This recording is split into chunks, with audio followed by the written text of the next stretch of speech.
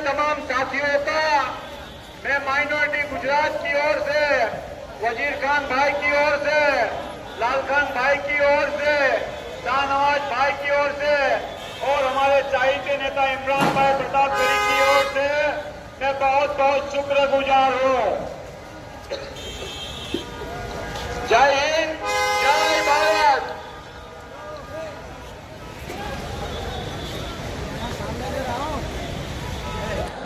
यहां मौजूद AICC secretary BM Sandeep साहब, हमारे स्टेट चेयरमैन वजीर पठान साहब, इम्तियाज कादरी साहब, डीसीसी प्रेसिडेंट हसमुख देसाई साहब, तुषार भाई चौधरी साहब, बॉबी भाई, नौशाद लाखन साहब, लखन पठान या लाखन पठान जो भी नाम हो, लाल खान पठान, यानी कि हमारे सूरत चेयरमैन, इस शानदार प्रोग्राम के लिए अल्पसंख्यक विभाग को खास तौर से मुबारकबाद, लघुमती विभाग को, मुकद्दर रंगूनी साहब जो हमारे वर्किंग चेयरमैन हैं, यहां अल्पसंख्यक विभाग के प्रभारी अनिरोध ललित जैन साहब, अभी अभी चुनाव के लिए ऑब्जर्वर लगाए गए निजामुद्दीन राइन साहब, यहां सज्जाद तारिक साहब हैं और सबसे अहम बात, एक ऐसी शख्सियत यहां बैठी हैं जिनसे मेरी कई सालों से मुलाकात है, इस शहर के एक बड़े अदीब वसीम मलिक साहब, जिनका एक शेर मैं पूरी दुनिया में जब भी बात करता हूं तो वो शेर जरूर पढ़ता हूं कि मैं इसलिए जिंदा हूं कि मैं बोल रहा हूं, दुनिया किसी गूंगे की कहानी नहीं लिखती। ऐसे वसीम मलिक साहब यहां बैठे हैं। भीड़ बहुत ज्यादा है, भीड़ होने की वजह से गर्मी बहुत ज्यादा है और साथ में जो आपका जोश और जज्बा है वो भी बहुत ज्यादा है।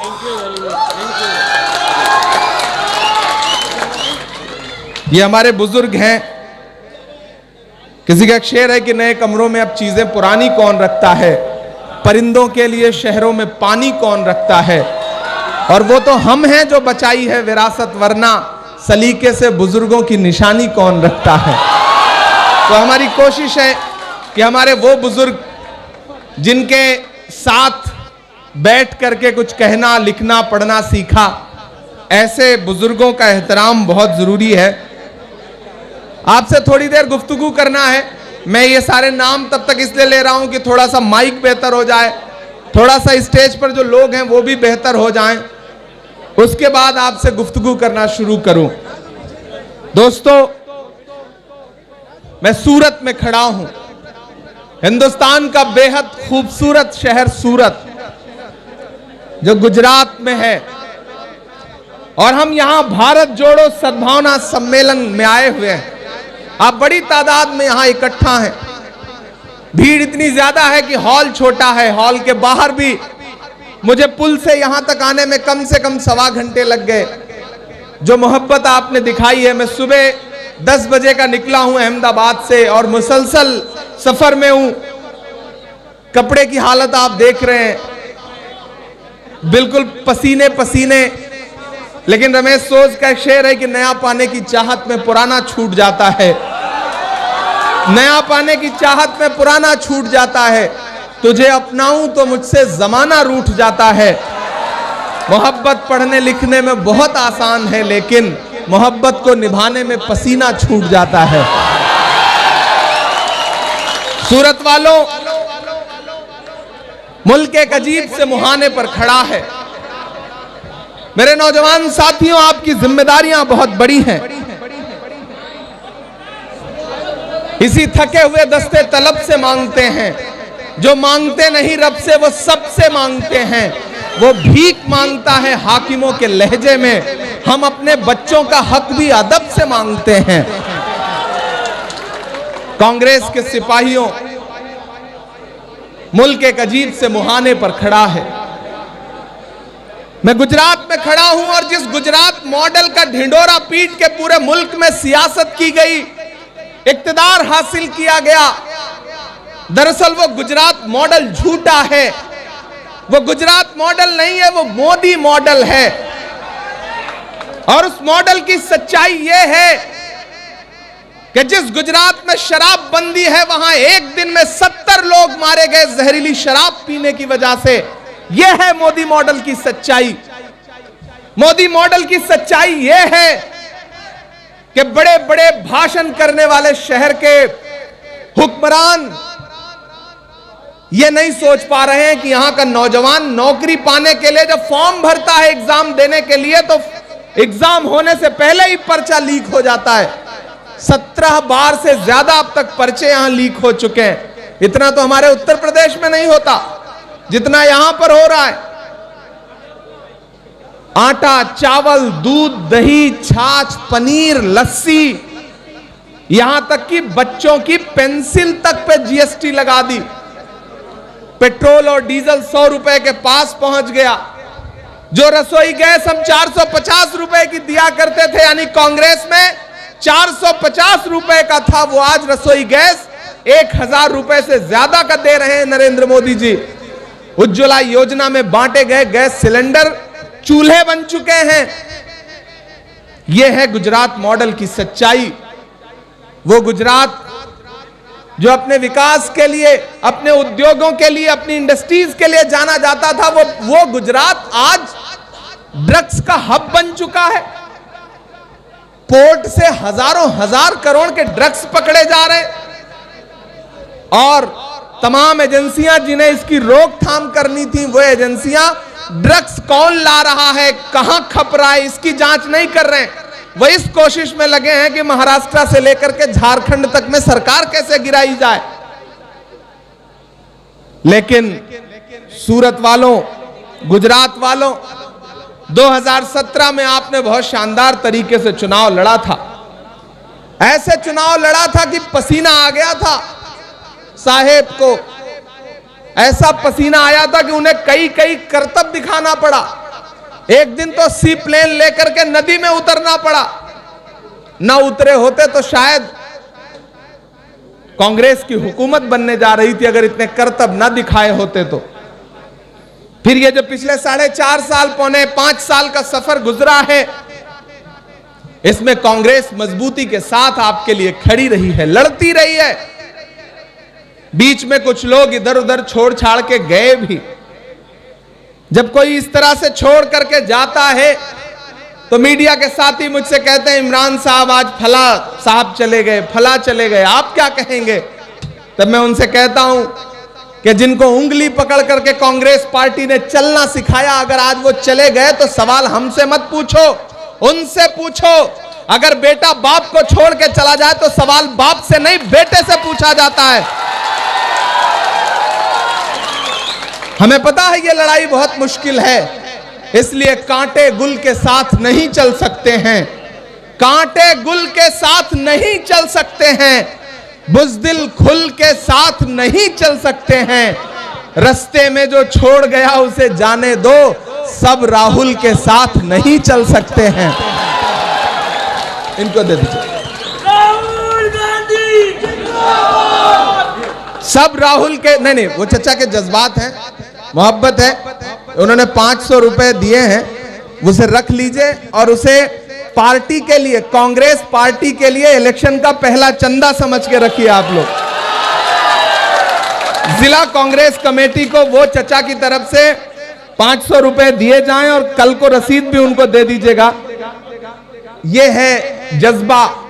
पिछले 40 साल से, 35 साल से, 50 साल से कांग्रेस के झंडे को उठाए हुए एक शख्स, शायद बदले में उन्हें कुछ भी ना मिला हो, लेकिन उन्होंने आज जब अपने बेटे की उम्र के एक लड़के को यहां खड़े होकर के बोलते देखा तो जज्बाती हो गए और 500 रुपए निकाल के उन्होंने पार्टी के लिए दिया। मैं जानता हूं ये 500 रुपए शायद उनके लिए बहुत अहमियत रखता हो, लेकिन ये उनके जज्बे हैं कि उन्होंने मुझे दिया। तो एक बार जोरदार ताली बजा करके उनका खैर मकदम करें। दोस्तों, ये एक मुश्किल वक्त है। गुजरात इलेक्शन के मुहाने पर खड़ा है। यहां बीएम संदीप साहब बैठे हैं, वजीर पठान बैठे हैं, गुजरात इलेक्शन के मुहाने पर खड़ा है और मैं पिछले 2 दिन से गुजरात के अलग अलग शहरों में जा करके लोगों से मुलाकात कर रहा हूं। आप सारे लोग मुझे जानते हैं, मैं सियासत में आने से पहले भी आपका रहा हूं और आपके लिए लड़ता रहा हूं, आपके मुद्दों पर बोलता रहा हूं। पिछले 10-12 साल में इस मुल्क में कोई भी एक मसला ऐसा नहीं होगा जिसमें इमरान प्रतापगढ़ी खामोश रहा हो। मैं मुसलसल बोल रहा हूं, मैं इसलिए जिंदा हूं कि मैं बोल रहा हूं। दुनिया किसी गूंगे की कहानी नहीं लिखती। मैं तब भी आपकी आवाज बन के बोल रहा था, लेकिन 2018 में पहली बार जब राहुल गांधी जी से मेरी मुलाकात हुई तो राहुल जी ने मुझसे एक बहुत अच्छी बात कही। उन्होंने कहा, इमरान तुम नजीब की मां के आंसुओं के लिए नज्म पढ़ते हो, तुम पहलू खान की नाबीना मां के लिए बोलते हो, तुम तबरेज अंसारी के परिवार के लिए बोलते हो, लेकिन कब तक यह सिलसिला रुकना चाहिए? तो मैंने कहा, भाई साहब मैं भी इसीलिए लड़ रहा हूं कि यह सिलसिला रुकना चाहिए।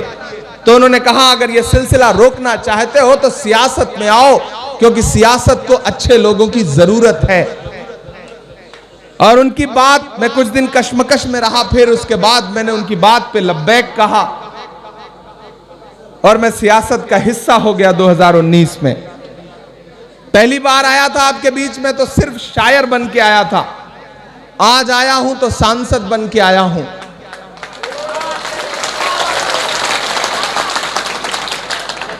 आपके बीच में बहुत सारे लोग आएंगे, कोई आएगा झाड़ू फेरने, कोई चाइनीज मांझा लेकर के आएगा कि बहुत ऊंची पतंग उड़ाएंगे। लेकिन आपको एक बात समझनी पड़ेगी मेरे नौजवान साथियों, भारतीय जनता पार्टी समझती है कि लड़ाई सीधे कांग्रेस पार्टी से है और पिछली बार भारतीय जनता पार्टी हारते हारते बची थी, सरकार जाते जाते रह गई थी। उन्हें पता है कि जब लड़ाई सीधी है तो सलीके से लड़नी पड़ेगी। समझदार लोग हैं, चालाक लोग हैं, वो कत्ल करता तो सबकी नजर में आ जाता, सो ये किया कि मुझे वक्त पर दवाएं न दी। भारतीय जनता पार्टी बड़ी समझदारी से लड़ती है, उन्हें पता है सीधी लड़ाई कांग्रेस और भाजपा की है। तो फिर उन्होंने क्या किया, कुछ सहयोगी भी बुलाए, क्योंकि उन्हें पता था कांग्रेस के साथ इस बार अवाम का जज्बा ज्यादा मजबूती के साथ जुड़ा हुआ है, तो और सहयोगी बुला लो। और सहयोगी बुला रहे हैं, लेकिन आपको जमील खैराबादी का एक शेर याद रखना है कि बहुत बुलंद फजा में तेरी पतंग सही, मुझे खबर है मगर डोर किसके हाथ में है। आपको यह समझदारी रखनी पड़ेगी। आप सारे लोग वो हैं, आप हमसे 2 फीट स्टेज से नीचे हैं, लेकिन इसका यह मतलब नहीं कि जो 2 फीट 2.5 फीट आपसे ऊंचे बैठे हैं ये ज्यादा अहम लोग हैं। मैं नहीं मानता, मैं ये मानता हूं कि हम 2.5 फीट ऊंचे बैठे हैं और आप 2.5 फीट नीचे बैठे हैं। तराजू में 2 पल्ले होते हैं, वही झुका रहता है जिसमें वजन ज्यादा होता है। आप ज्यादा वजनदार लोग हैं, आप हैं तो हम हैं, आप हैं तो हमारा वजूद है।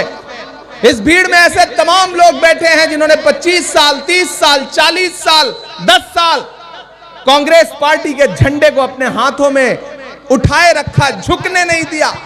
बदले में शायद आपको कुछ ना मिला हो, मैं ये बात तस्लीम करता हूं, लेकिन आज पूरी जिम्मेदारी से यह बात कह रहा हूं कि आप ही कांग्रेस पार्टी की रूह हैं, आप ही कांग्रेस पार्टी की रीढ़ हैं। आप ना हो तो शायद हम ना हो। मेरे भाई, ये लड़ाई बहुत मुश्किल है और इस लड़ाई में बहुत मजबूती से लड़ना पड़ेगा। मायूस होने से काम नहीं चलेगा। आपको यह देखना पड़ेगा कि आपके बुनियादी मुद्दों पर लड़ कौन रहा है। देश में महंगाई का आलम यह है कि देश की वित्त मंत्री सदन में खड़ी होकर के कह रही हैं कि देश में महंगाई नहीं है। भारतीय जनता पार्टी का एक मेंबर ऑफ पार्लियामेंट लोकसभा में खड़ा होकर के पूरी बेशर्मी से यह कहता है कि हम 80 करोड़ लोगों को मोदी जी फ्री फंड में खाना खिला रहे हैं। मैं उनसे पूछना चाहता हूं, यह फ्री फंड जो लफ्ज है क्या ये 80 करोड़ को खाना खिलाने के लिए पैसा मोदी जी अपने घर से लेकर के आए थे? या इसी देश की गरीब आवाम का पैसा है? सच्चाई तो यह है कि ये जो 8,500 करोड़ के हवाई जहाज में नरेंद्र मोदी जी पूरी दुनिया घूमते हैं, वो हवाई जहाज भी इसी हिंदुस्तान की गरीब आवाम के पैसे का है। आप फ्री फंड में घूम रहे हैं, आप किसी को खिला नहीं रहे हैं, आप किसी को खिला नहीं रहे। सूरत वालों, होशियार रहिए, समझदार रहिए, एकजुट रहिए। कांग्रेस क्या कहती है? भारत को जोड़ना है, हिंदू मुस्लिम सिख ईसाई सबको एकजुट करना है, भारत को जोड़ना है। इसीलिए हम भारत जोड़ो सद्भावना सम्मेलन कर रहे हैं। वो डंडे से तोड़ेंगे, हम झंडे से जोड़ेंगे, क्योंकि हमने इस मुल्क को सजाया है, संवारा है। बहुत सारे लोग आपके बीच में आएंगे, यहां अकलियत के लोग बैठे हैं, मैं इसलिए आपसे मुखातिब हूं, खास तौर से आपके बीच में आएंगे, शिगुफा छोड़ेंगे कि आखिर कांग्रेस ने पिछले 70 साल में आपको दिया क्या है। यह सवाल उठाया जाता है ना, नौजवान नस्लों, फेसबुक पे पोस्ट की जाती है, अरे कांग्रेस ने 70 साल में दिया क्या है आपको। और आप भी एक पल के लिए सोचने लगते हैं कि हां, क्या जवाब दूं अब इसका। मैं बताता हूं कांग्रेस ने क्या दिया है। याद करिए, आजादी के बाद का वो लम्हा जब पूरा मुल्क लहू लहू था,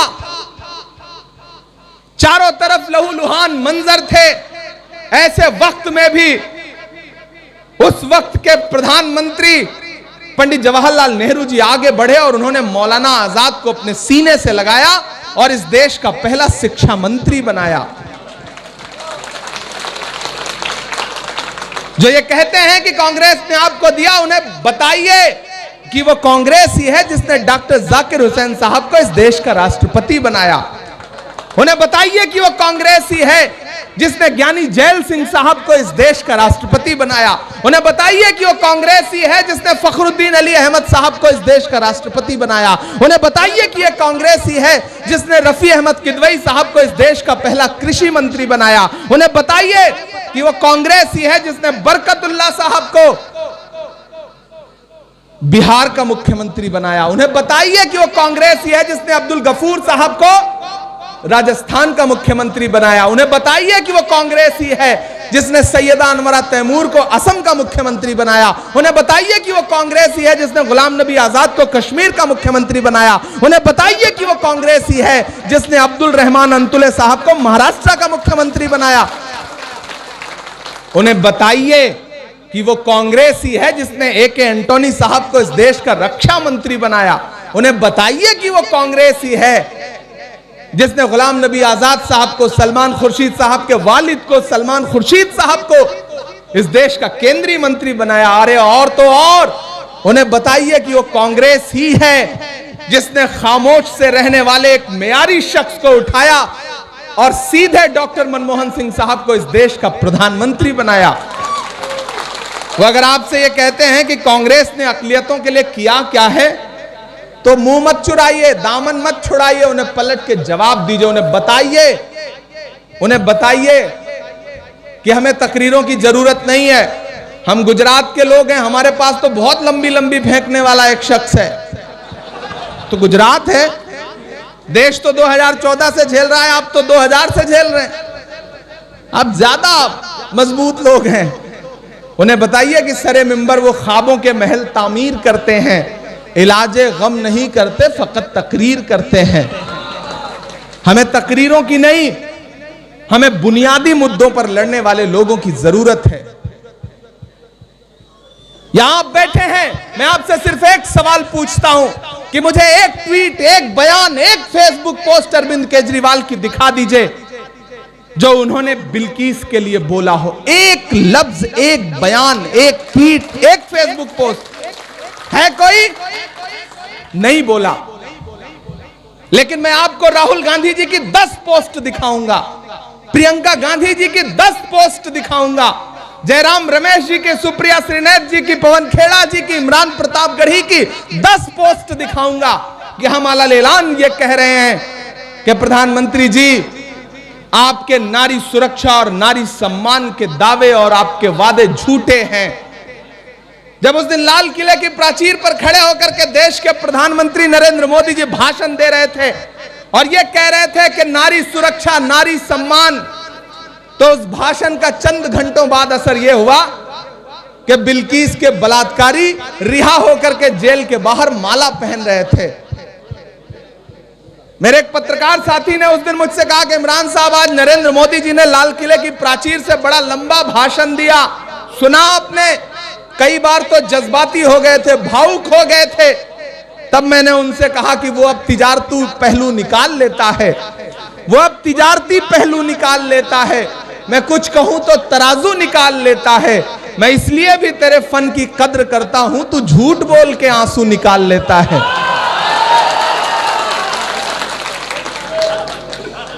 मेरे भाई, मैं इलाहाबाद यूनिवर्सिटी में हिंदी लिटरेचर का स्टूडेंट रहा हूं। मुझसे पत्रकार साथी पूछते हैं बिल्किस के मामले में इमरान साहब आपका क्या कहना है? तब मैं उनसे यही कहता हूं कि मैं तो हिंदी लिटरेचर का स्टूडेंट रहा हूं, मैं संस्कृत का एक श्लोक सुनता रहा हूं, एक सूत्र वाक्य सुनता रहा हूं कि यत्र नार्यस्तु पूज्यन्ते रमन्ते तत्र देवता, यानी कि जहां नारियों की पूजा होती है वहां देवता निवास करते हैं। मैं ये सूत्र वाक्य संस्कृत का सुनता रहा हूं, लेकिन आज मुझे अफसोस के साथ कहना पड़ रहा है कि जिस इमरान प्रतापगढ़ी ने कभी यह पढ़ा था कि यत्र नार्यस्तु पूज्यन्ते रमन्ते तत्र देवता, आज उसी की आंखें यह मंजर भी देख रही हैं कि नारियों की पूजा तो छोड़िए, इसी भारत में नारियों के बलात्कारियों की पूजा हो रही है, उन्हें माला पहनाई जा रही है, उनका सम्मान किया जा रहा है। और नारी सुरक्षा, नारी सम्मान के बड़े बड़े भाषण देने वाले प्रधानमंत्री जी चुप हैं। सवाल तो मेरा उनसे है कि बेटी बचाओ बेटी पढ़ाओ का जो आपका नारा है वो खोखला है, वो झूठा है। भारत की एक बेटी बिल्किस इंसाफ मांग रही है। प्रधानमंत्री जी, इंसाफ दीजिए उसे। अगर आप 3 तलाक पर कानून बना करके मुस्लिम बहनों को इंसाफ दिलाने की वकालत करते हैं, दावे करते हैं, तो एक और मुस्लिम बहन बिल्किस बानो आपसे कह रही है कि उसके लिए भी कानून बनाइए और उन बलात्कारियों को फिर से जेल में डलवाइए। तब तो हम समझें कि आपके दावे सच्चे हैं, वरना आपके दावे झूठे हैं। मैं बिल्किस के लिए इसलिए नहीं बोल रहा हूं कि बिल्किस हिंदू है, मुसलमान है, सिख है, ईसाई है। मैं उसके लिए इसलिए बोल रहा हूं क्योंकि वो भारत की बेटी है। मैं भारत की एक बेटी के लिए बोल रहा हूं। प्रधानमंत्री जी, आपके नारे, आपके दावे झूठे हैं। सूरत वालों, समझदारी से, होशियारी से आने वाले चुनाव में काम करना है। बांटने की कोशिशें की जाएंगी, भटकाया जाएगा आपको, लेकिन अगर आप नहीं भटके, आप अगर नहीं बंटे, तो फिर जिन्हें ये गुरूर है कि कोई उनके सूरज को ढाल नहीं सकता, उनका सूरज ढल नहीं सकता, वो ये भूल जाते हैं कि अंग्रेजों की हुकूमत में तो कभी सूरज डूबता ही नहीं था, लेकिन जब सूरज डूबा तो पूरी तरह से डूब गया। मेरे भाई, आज सूरत आपसे बहुत ज्यादा सियासी गुफ्तगू करने नहीं आया हूं। आज आपसे मिलकर के आपका हालचाल लेने और अपना हालचाल, अपना दुख दर्द आपसे बांटने आया हूं। आपने देखा है कि मैं जब सिर्फ शायर था तब भी आपके लिए लड़ता था, और आपने यह भी देखा है कि जब कांग्रेस पार्टी ने मुझे माइनॉरिटी डिपार्टमेंट का राष्ट्रीय अध्यक्ष बनाया तो पिछले 1 साल 2 महीने कुछ दिन होने को आए हैं, एक लम्हा भी ऐसा नहीं गुजरा होगा जो आपकी फिक्र के बगैर गुजरा हो। और शायद किन्हीं लम्हों में आपकी की गई दुआओं का ही असर है कि महज 34 साल की उम्र में कांग्रेस पार्टी ने मुझे सीधे उठा करके राज्यसभा में बैठा दिया। और मैं वहां भी खामोश नहीं हूं, मैं डरा नहीं, मैं झुका नहीं, कहीं छुप छुपा के खड़ा नहीं। जो डटे हुए हैं महाज पर, मुझे उन सफों में तलाश कर मैं खड़ा हूं। जब मैं पहले दिन शपथ लेने के लिए पार्लियामेंट में खड़ा हुआ तो लोग जिस दिन शपथ लेते हैं उसे सेलिब्रेट करते हैं, उसे एंजॉय करते हैं। लेकिन मैं शपथ लेने के कुछ मिनट के बाद, जानते हैं पार्लियामेंट में क्या कर रहा था? मेरे हाथ में दूध और दही और छाछ और पनीर के पैकेट थे और बेल में घुस करके मैं सीधे नारे लगा रहा था कि जब से भाजपा आई है कमर तोड़ महंगाई है। मैं नारे लगा रहा था, मैं खामोश नहीं था। मैं नारे लगा के ये कह रहा था कि ना मेरी ना तेरी है, ये सरकार लुटेरी है। मैं नारे लगा रहा था और ये कह रहा था कि अपने देश से वफा करो, बीजेपी को दफा करो। मैं नारे लगा रहा था, मैं कहीं डर नहीं रहा था, मैं छुप करके सेलिब्रेट नहीं कर रहा था अपने सांसद बन जाने को। इसलिए आपको यह देखना पड़ेगा कि आपके बुनियादी मुद्दों पर लड़ कौन रहा है। इस देश में राहुल गांधी जी हैं जो आपके बुनियादी मुद्दों पर लड़ रहे हैं, सोनिया जी हैं, प्रियंका जी हैं जो आपके बुनियादी मुद्दों पर लड़ रहे हैं। यहां हमारे दलित समाज के कई साथी बैठे होंगे। हाथरस में एक दलित बिटिया के साथ बलात्कार हुआ, रात के 2 बजे उसकी लाश को जला दिया गया उत्तर प्रदेश के हाथरस में। और मुझे वो दिन भी याद है जब राहुल गांधी जी ने ऐलान किया कि मैं हाथरस की बिटिया से मिलने जाऊंगा। कांग्रेस के तमाम साथियों का काफिला जब निकला उत्तर प्रदेश के लिए, तो दिल्ली के बॉर्डर पे ग्रेटर नोएडा में हमारी गाड़ियां रोक ली और पुलिस ने यह कहा कि सरकार का आदेश है कि आप आगे नहीं बढ़ सकते। तब राहुल गांधी जी ने कहा था कि आप हमारी गाड़ी रोक सकते हैं, हमारा हौसला नहीं रोक सकते, हमारे कदम नहीं रोक सकते। 44 डिग्री टेम्परेचर था उस दिन और मेरी आंखें गवाह हैं, मैं चश्मदीद हूं क्योंकि मैं साथ चल रहा था। राहुल जी, प्रियंका जी सीधे निकले पैदल हाथरस के लिए यमुना एक्सप्रेस वे पर, तपती दोपहरी 44 डिग्री टेम्परेचर। हमने संघर्ष किया है। याद करिए एनआरसी का वो लम्हा जब उत्तर प्रदेश में एक दिन में 21 से ज्यादा नौजवानों के सीनों पे सीधे गोलियां मार के उन्हें हलाक किया गया। तमाम सियासी पार्टियों ने चुप्पी साध ली। अरविंद केजरीवाल जी के होंठ सिल गए, कोई बोलने को तैयार नहीं था। ऐसे में कौन आगे आया? अगली सुबह जब मेरी आंख खुली तो मैंने यह देखा कि बिजनौर में मारे गए अनस और सुलेमान की मांओं को अपने सीने से लगा करके वहां पर प्रियंका गांधी खड़ी थी। मेरी आंखें चश्मदीद गवा रही हैं। इसलिए मैं आपसे कहने आया हूं कि बटिएगा मत, बिखरिएगा मत, क्योंकि ये लड़ाई बहुत जरूरी और बहुत बड़ी है। ऐसा नहीं है कि हालात बदल नहीं रहे हैं। अभी प्रधानमंत्री जी अग्निवीर योजना लाए, हम सब ने संसद से लेकर सड़क तक उसका विरोध किया, लेकिन सरकार मान नहीं रही थी। फिर ऊपर से भी कभी कभी फैसले उतरते हैं। अग्निवीर योजना की जो पहली खेप आई वो बिहार से आई। भारतीय जनता पार्टी के मंत्री ही अग्निवीर बन गए। शहनवाज हुसैन साहब ने एक इंटरव्यू दिया जिसमें वो कह रहे हैं कि जब मैंने टेक ऑफ किया तो मैं उद्योग मंत्री था, जब लैंड किया तो सरकार ही नहीं थी। ये हुआ है, अग्निवीर योजना की पहली खेप आई है। ऐसा नहीं है कि चीजें बदलने नहीं जा रही हैं, चीजें बदलने जा रही हैं। हम पूरी मजबूती के साथ लड़ रहे हैं। इसीलिए राहुल गांधी जी ने प्रण किया है कि वो 3571 किलोमीटर, कितना?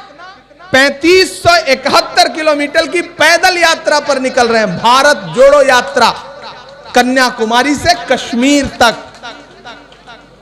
3571 किलोमीटर, 148 दिन मुसलसल, हर दिन किसी दिन 25 किलोमीटर, किसी दिन 22 किलोमीटर पैदल चलेंगे।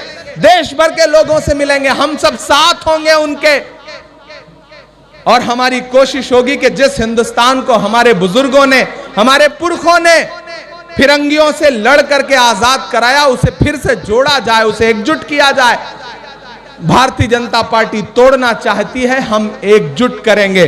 वो हमें डराना चाहते हैं लेकिन हम डरेंगे नहीं। हम उनसे अलल ऐलान ये कहेंगे कि जाहिर हुए तेरे मंसूबे, वाकिफ हुए तेरे खेलों से, मत बढ़ाइए। जाहिर हुए तेरे मंसूबे, वाकिफ हुए तेरे खेलों से, हम मौत से भी बेखौफ हुए, तू हमें डरा मत जेलों से, के वाकिफ हुए जाहिर हुए तेरे मंसूबे, वाकिफ हुए तेरे खेलों से, हम मौत से भी बेखौफ हुए, तू हमें डरा मत जेलों से। जो जुल्म की नाव डुबोएगा उभरेगा समंदर, सब्र करो।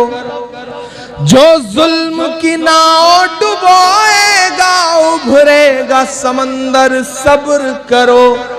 फिर सारी दुनिया जीतेगा आएगा सिकंदर, सब्र करो।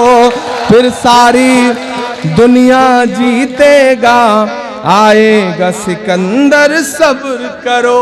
और सूरत वालों, मैं आपकी तरफ से ये मिसरे पढ़ रहा हूं कि हम फूल हैं खुशबू लाएंगे, मातम होगा फिर खारों में। हम फूल हैं खुशबू लाएंगे, मातम होगा फिर खारों में।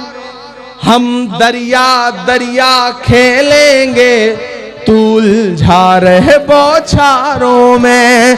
हम दरिया दरिया खेलेंगे, तू उलझा रहे बौछारों में।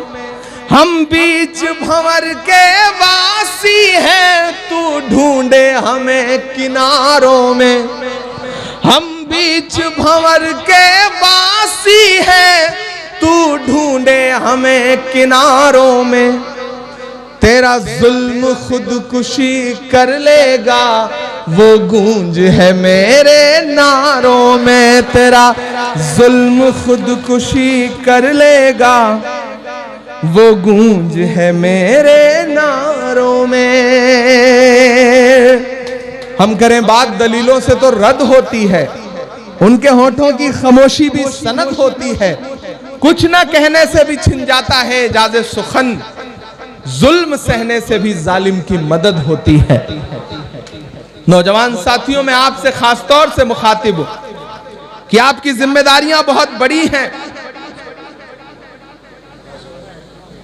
आपकी जिम्मेदारियां बहुत बड़ी हैं, इसलिए आपको आगे बढ़कर के एक फर्ज निभाना है। और वो फर्ज ये है कि आपको ईमानदारी और सच्चाई की एक लड़ाई लड़नी है और भारत जोड़ो की जो मुहिम है इसमें खड़े होना है। कांग्रेस पार्टी 4 तारीख को महंगाई के खिलाफ दिल्ली में महारैली कर रही है, महंगाई पर हल्ला बोल। और उसके बाद फिर 7 तारीख को हम भारत जोड़ो यात्रा पर निकल जाएंगे। आज मैं पहली बार राष्ट्रीय अध्यक्ष बनने के बाद, सांसद बनने के बाद पहली बार आपके बीच में आया हूं, लेकिन आखिरी बार नहीं आया हूं। मेरी कोशिश रहेगी कि मैं बार बार आपके बीच में आऊं।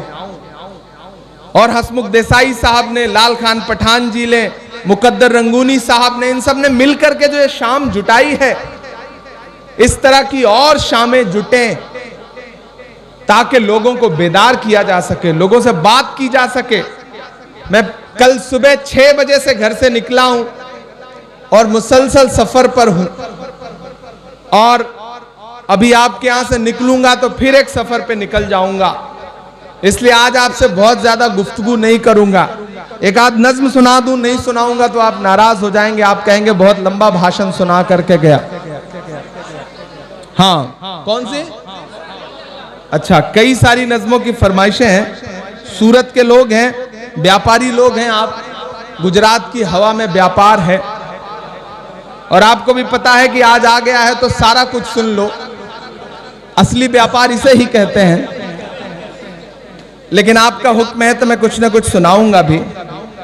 जो डराना चाहते हैं, जो धमकाना चाहते हैं, हम उन्हें बताना चाहते हैं कि मत समझना डराने से डर जाएंगे। मुझे वो जिंदा दिली दिखनी भी चाहिए जिसके लिए सूरत पहचाना जाता है, जाना जाता है। मैं शुरू करता हूं, आप भी शुरू होंगे तो अच्छा रहेगा। के वक्त के हाकिमों बादशाहों सुनो, जुल्म की फौज के सरबराहों सुनो, कातिलों के सभी खैर खाहों सुनो, ऐ सियासत के मगरूर शाहों सुनो, मत समझना डराने से डर जाएंगे। तैयार रहना सूरत वालों, कि मत समझना डराने से डर जाएंगे, अब के सारी हदों से गुजर जाएंगे। मत समझना डराने से डर जाएंगे, अब के सारी हदों से गुजर जाएंगे। मौत के नाम का खौफ देता है क्यों? तैयार रहना, इस तरफ वाले भी और इस तरफ वाले, के मौत के नाम का खौफ देता है क्यों? मौत जिस रोज आएगी मर जाएंगे। मत समझना डराने से डर जाएंगे, अब के सारी हदों से गुजर जाएंगे। और ये जो कांग्रेस का लहराता हुआ झंडा है, जिस झंडे में 3 रंग हैं, ये जो 3 रंग हैं ये बड़े खूबसूरत रंग हैं, और इन्हीं रंगों से मिलकर हिंदुस्तान बनता है। तब इमरान एक बंद पड़ता है कि हमने ज़मज़म दिया, आबे गंगा दिया। इधर के भी साथी, पीछे के भी साथी, इधर के भी साथी, कि हमने ज़मज़म दिया, आबे गंगा दिया, तुमने भारत को दंगा ही दंगा दिया। और जो चौथी लाइन है उसे सिर्फ सूरत तक महदूद मत रखिएगा, उसे पूरे हिंदुस्तान में पहुंचाइएगा अपने तालियों के शोर के साथ, कि हमने ज़मज़म दिया, आबे गंगा दिया, तुमने भारत को दंगा ही दंगा दिया।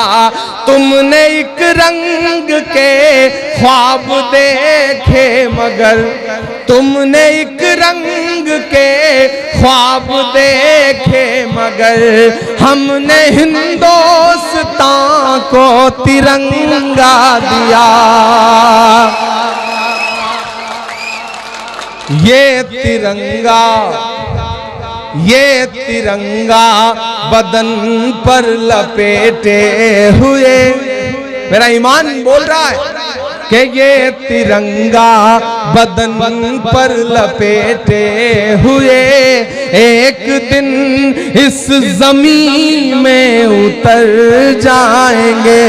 मत समझना डराने से डर जाएंगे, अब के सारी हदों से गुजर जाएंगे। मौत के नाम का खौफ देता है क्यों? मौत जिस रोज आएगी मर जाएंगे। और आखिर में एक नज़्म आपको सुनाता हूं जिसके लिए मेरे एक नौजवान साथी ने मुझे याद दिलाया। मैं अभी जब बात कर रहा था आपसे, मुखातिब था, गुफ्तगू कर रहा था, तो मुझे प्रधानमंत्री जी का लाल किले से दिया गया 15 अगस्त का भाषण याद आया। मैं कभी कभी सोचता हूं ये जो लाल किला है, ये जब इस तरह के भाषण सुनता होगा तो वो क्या सोचता होगा। अगर लाल किला बोले तो शायद यूं बोले। मैं एक नज़्म सुनाता हूं आपको। मैं लाल किला हूं, मैं लाल किला हूं, हिंदुस्तान में तुझे तोहफे में मिला हूं। मैं लाल किला, लाल किला, लाल किला हूं, मैं लाल किला, लाल किला, लाल किला हूं। पहला बंद पढ़ता हूं इस नज़्म का। मैं लाल किला हूं, कि मेरे बनाने वाले से नफरत भी है उनको और मेरी दीवारों से मोहब्बत भी है उनको। ऐसे काम नहीं चलेगा, और थोड़ा सा आपको बेदार होना पड़ेगा। मैं सुबह से बहुत थका हुआ हूं, आपकी बेदारी मेरी थकन उतारेगी। कि मेरे बनाने वाले से नफरत भी है उनको और मेरी दीवारों से मोहब्बत भी है उनको। भारत की सिपाही है मेरी लाल दीवारें, सदियों की गवाही है मेरी लाल दीवारें। भारत की सिपाही है मेरी लाल दीवारें, सदियों की गवाही है मेरी लाल दीवारें। देखा गया एक ख्वाब हूं मैं शाहजहां का, तामीर कामयाब हूं मैं शाहजहां का। तारीख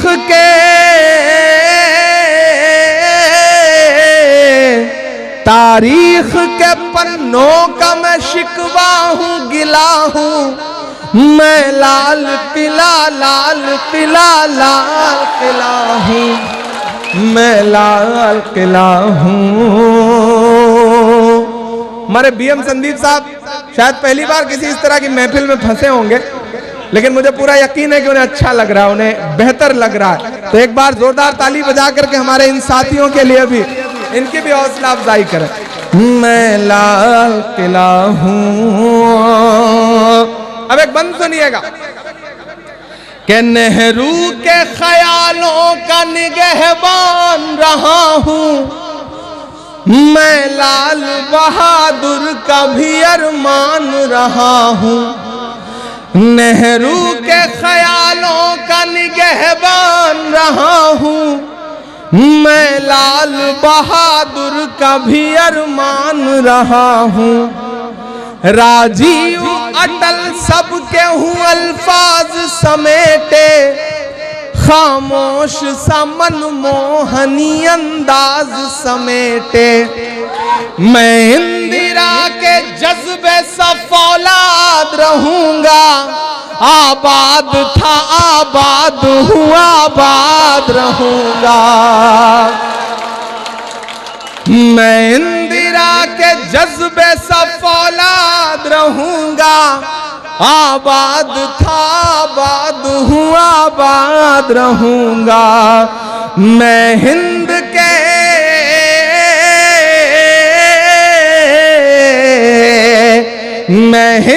के हर शख्स की चाहत का सिला हूँ मैं, लाल किला, लाल किला, लाल किला हूँ मैं, लाल किला हूँ।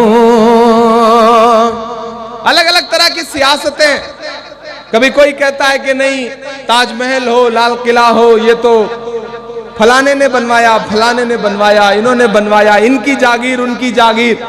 लेकिन जब लाल किला बोलता है तो यूं बोलता है कि बेशर्म सियासत की मैं तहरीर नहीं हूं। तैयार रहना आखिरी बंदे।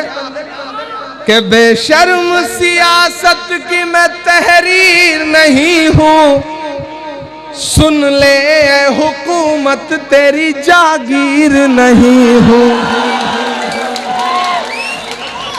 बेशर्म सियासत की मैं तहरीर नहीं हूं, सुन ले हुकूमत तेरी जागीर नहीं हूं।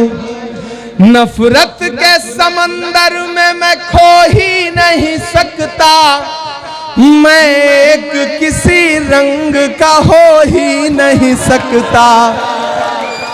और अगले जो दो मिसरे हैं वो सच्चे हो तो मुझे सुन के बताना कि नफरत के समंदर में मैं खो ही नहीं सकता, मैं एक किसी रंग का हो ही नहीं सकता। अंदाज मेरा मस्त मलंगा ही रहेगा, अंदाज मेरा मस्त मलंगा ही रहेगा। गुंबद पे सदा मेरे तिरंगा ही रहेगा।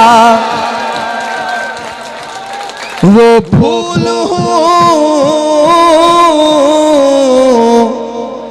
वो फूल हूँ, वो फूल हूँ जो खार की छाती पे खिला हूँ। मैं लाल किला, लाल किला, लाल किला हूँ, मैं लाल किला हूँ। सूरत वालों, आपकी इस मोहब्बत को सलाम।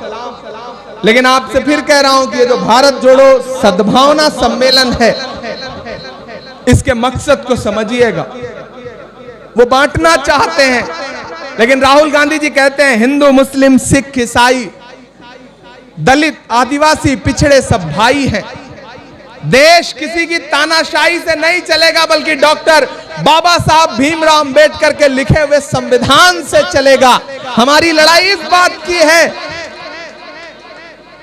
और इस बात के लिए हम मुसलसल लड़ते रहेंगे। महंगाई के खिलाफ लड़ते रहेंगे, जहरीली शराब से हुई मौतों के लिए आवाज उठाएंगे, लीक होते हुए बच्चों के पर्चों के लिए आवाज उठाएंगे, गुजरात को ड्रग्स का हब बनाने के खिलाफ आवाज उठाएंगे और आने वाले चुनाव में कांग्रेस को मजबूत करेंगे। ये आपको भी अहद लेना है, वादा करना है। मैं आपका एक बार फिर से बहुत शुक्रिया अदा करता हूं। जल्दी ही फिर आपसे मुलाकात होगी। बहुत शुक्रिया, बहुत मोहब्बत।